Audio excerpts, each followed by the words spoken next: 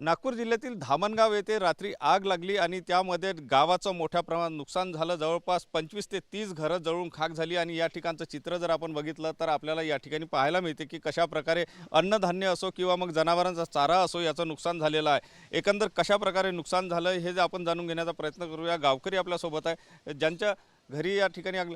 दादा काय सांगाल, कशा प्रकारे ही आग लागली आणि कसं माहीत झालं तुम्हाला? मी राजू शामराव भुसारी, मी उमरेडला राहत होतो आणि आम्ही प्रॉपर म्हणजे आता सध्याच्या परिस्थितीला उमरेडला राहत आहोत। आणि हे जे आग लागली मला रात्री फोन आला आणि मी त्याच्यानंतर उमरेडून इथं 15-20 मिनिटात पोहोचलो। आणि मग नंतर इथं आल्यावर म्हणजे पूर्ण आगच आग होती। आणि त्याच्यानंतर असं मालूम पडलं की हा कैलास पुंडलिक जो ढाकुणकार आहे त्यानं आग लावलेली आहे शेतामध्ये, त्याच्या पेटवला आहे, त्याच्यामुळं हे इकडं पूर्ण गावामध्ये आग पसरलेली आहे। काय काय नुकसान झालंय तुमचं? आमचं जो कोट्यामध्ये 100 कट्टे जे चण्याचे होते ते जळून खाक झाले आहेत आणि अंदर काही नुकसान झाले आहे। फनाजाची डाळवरणाची गहू तांदूळ सर्व आमचे जळून खाक झालेले। अन्नधान्य जे आहे ते ठेवलं होतं ते नुकसान झालं।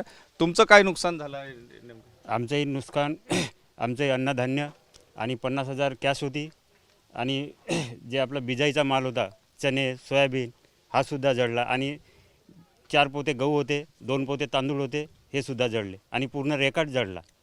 जो पूर्ण रेकॉर्ड होता, माझ्या इकडली आशा वर्कर आहे तिचासुद्धा रेकॉर्ड पूर्ण जळलेला आहे। रेकॉर्ड सुद्धा जळला, अन्नधान्याचे पोते जळले। तुमचं काय नुकसान झालं? नाही, आमचं नुकसान नाही, आम्ही बेईमानव।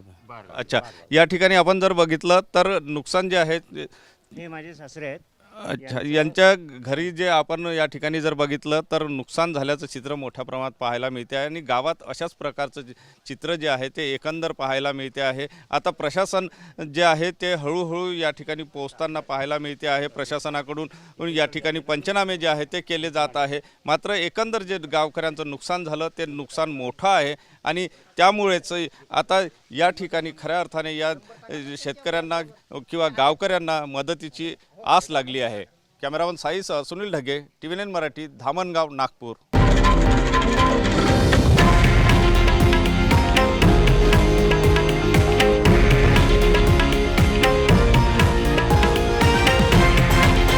हे आहे देशातील नंबर 1 न्यूज नेटवर्क आणि आपण पाहत आहात TV9 मराठी, एकमेव।